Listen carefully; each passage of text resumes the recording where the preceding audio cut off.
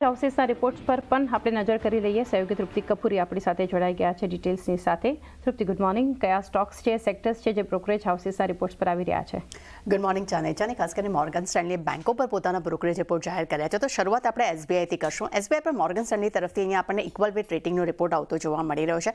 લક્ષ્યાંક તેમના ₹885 પ્રતિ શેર કર્યા છે. તેમનું માનવું છે કે FY26માં લોન ગ્રોથ જે છે તે 11 થી 12% રહેવાના અનુમાન છે, જેમાં ખાસ કરીને રિટેલ અને એસએમઈ જે છે તે એક સારું ઇમ્પેક્ટ અહીંયા દેખાડી શકે છે. અને FY26 સુધીમાં આરઓએ જે છે તે 3% હાંસલ કરવાનો લક્ષ્ય પણ તેઓ અહીંયા અપેક્ષિત રાખી રહ્યા છે. સાથે ડિપોઝિટ રીપ્રાઇઝિંગ અને CRR કટનો એક સપોર્ટ જે છે આ કાઉન્ટર પર આપણને જોવા મળી શકે છે. તે સાથે તેમને પણ કહેવું છે કે અસેટ્સ ક્વોલિટીમાં એક મજબૂતી પણ જોવા મળી શકે છે. ત્યારબાદ બેંક ઓફ બરોડા પર મોર્ગન સ્ટેનલીના રિપોર્ટ પર નજર કરશું. અહીંયા તેમને અંડરવેટ રેટિંગ આપ્યા છે. લક્ષ્યાંક તેમને ₹235 પ્રતિ શેર કર્યા છે.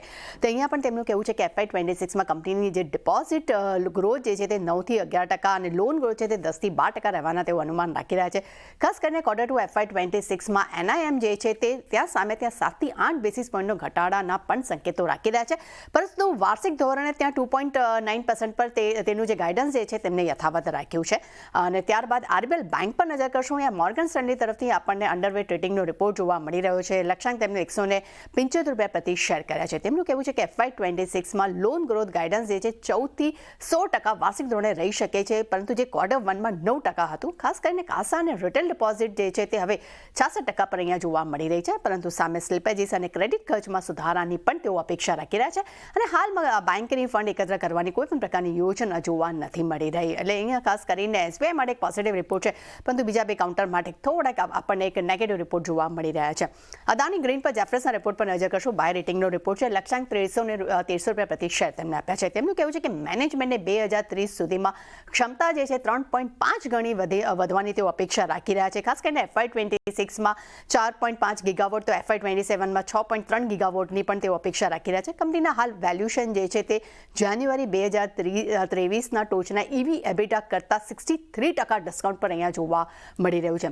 ત્યારબાદ ખાસ કરીને પાવર કંપનીઓ પર નજર કરશું. ત્યાં પણ મોર્ગન સ્ટેનલી તરફથી આપણને રિપોર્ટ આવતા જોવા મળી રહ્યા છે, જેમાં અદાની પાવર માટે તેઓ ઓવરવેટ રેટિંગ રાખ્યા છે. અને તેમને લક્ષ્યાંકની વાત કરશું તો તેમને ₹818 પ્રતિ શેર આપ્યા છે. તેમનું કહેવું છે કે અદાની પાવર તે ભારતમાં મજબૂત કોર્પોરેટ ટર્ન અરાઉન્ડનું એક સારું ઉદાહરણ છે અને મોટાભાગના રેગ્યુલેટરી મુદ્દાને તેઓ હલ કરી ચૂક્યા છે. ખાસ કરીને કંપનીના અધિકારીઓની જે પ્રક્રિયા છે એ પણ અહીંયા પૂરી થતી જોવા મળી રહી છે. અને કંપની જે તે સમયસર પ્રોજેક્ટ્સ અને નવા PPAથી પણ એક મજબૂત અર્નિંગ્સ બતાવી રહ્યા છે. અને ખાસ કરીને FY33 સુધીમાં ક્ષમતા જે છે તે 2.5 ગણી અને EBITDA જે 3 ગણા વધવાની તેઓ અપેક્ષા રાખી રહ્યા છે.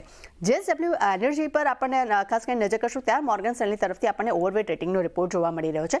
લક્ષ્યાંક તેમને ₹659 પ્રતિ શેર કર્યા છે. તેમનું કહેવું છે કે ખાસ કરીને સ્ટ્રેટક્રાફ્ટ સાથે કંપનીની જે અત્યારે ડીલ થઈ રહી છે, ડીલ તે છે 2026 સુધીમાં પૂરી થવાની તેઓ અપેક્ષા રાખી રહ્યા છે. અને અધિગ્રહણથી ખાસ કરીને JSW એનર્જીનો કુલ પોર્ટફોલિયો જે છે તે 30.5 ગીગાવોટનો થઈ શકે છે. એટલે ખૂબ જ એક પોઝિટિવ રિપોર્ટ અહીંયા આપણને જોવા મળી રહ્યો છે. જેફરીસે પણ JSW એનર્જી પર પોતાનો બ્રોકરેજ રિપોર્ટ આપ્યો છે. તેમને બાય રેટિંગ્સ આપ્યા છે. લક્ષ્યાંક તેમને ₹700 પ્રતિ શેર કર્યા છે.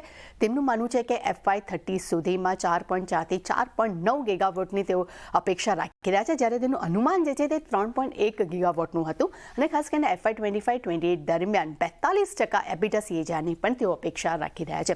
એટલે ચાને ડેફિનેટલી આજે સરકારી બેંક્સ ફોકસમાં રહેશે. અને ખાસ કરીને એનર્જી કાઉન્ટર છે, જેમાં અદાની અને JSW એનર્જી બંને પર જ ખાસ આપણને ફોકસ જોવા મળી શકે છે. આપનો